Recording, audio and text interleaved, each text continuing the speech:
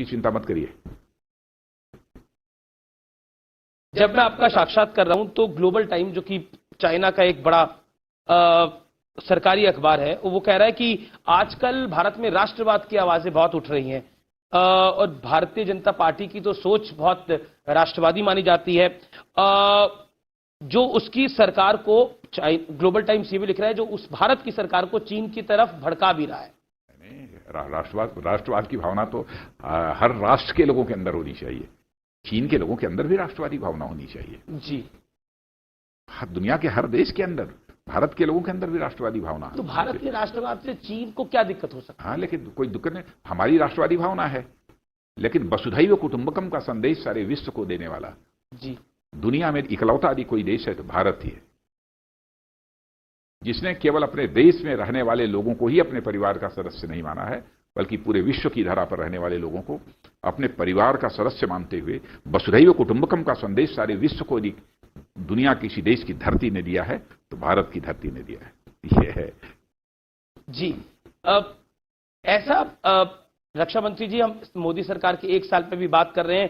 पिछले एक साल में इस सरकार ने बहुत कुछ किया, खास तौर पर कश्मीर के फ्रंट पर, सीए के फ्रंट के ऊपर, उसके अलावा राम मंदिर की घोषणा हो गई। लेकिन जब भी कोई घोषणा होती है, रिएक्शन पाकिस्तान से आ जाता है। सीए की घोषणा हुई, पाकिस्तान परेशान हो गया। राम मंदिर की नींव रखी गई, पाकिस्तान के विदेश मंत्रालय ने चिट्ठी निकाल दी कि कैसे राम मंदिर बनवा सकते हैं ये लोग। ऐसा क्यों? हमारे अंदरूनी मामलों में पाकिस्तान को बोलने का कोई हक नहीं होना चाहिए? मैंने पाकिस्तान को कहिए परेशान न हुआ करे। यह सब जो कुछ भी हो रहा है भारत में, उसको देखकर तो उसे खुशी होनी चाहिए कि भारत हमारा पड़ोसी देश है, उसमें सारी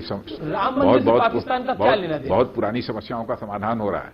और पाकिस्तान को तो सचमुच इससे खुशी होनी चाहिए कि भारत में एक ऐसा सशक्त नेतृत्व है, एक ऐसी सशक्त राजनीतिक पार्टी है जो कहती है वह करती है।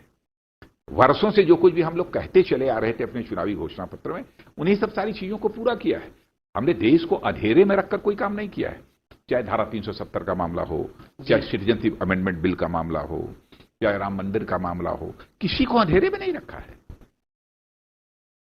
2014 में मैं पार्टी का अध्यक्ष था, उस समय जब घोषणा पत्र जो बना था उसमें भी ये सब सारी चीजें शामिल। उसके पहले जनसंघ के रूप में पहला जो चुनावी घोषणा पत्र जारी हुआ था हम लोग। समस्या ये है कि आपके घोषणा पत्र में था, समस्या ये नहीं है। समस्या है कि आप अपने घोषणा पत्र को लागू कर रहे हैं।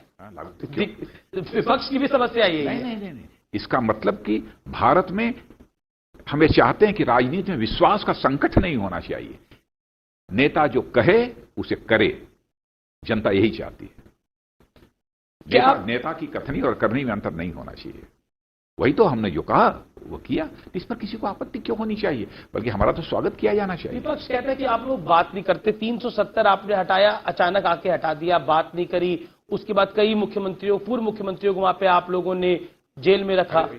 देश का गृह मंत्री रहते हुए मैं कश्मीर की धरती पर भी जाकर बार बार मैं कहता रहा कि बात करिए, मैं बात करने के लिए आया हूं, बात करने के लिए आया हूं।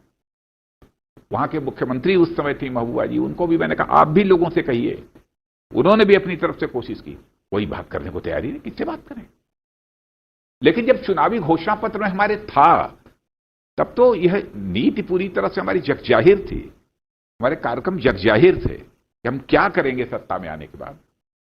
इस पर किसी को संदेह नहीं होना चाहिए। 370 को जोड़कर, सीओ को जोड़कर, राम मंदिर को जोड़कर भारतीय मुसलमान के साथ जोड़ दिया जाता है और उनको भड़काने की कोशिश होती है।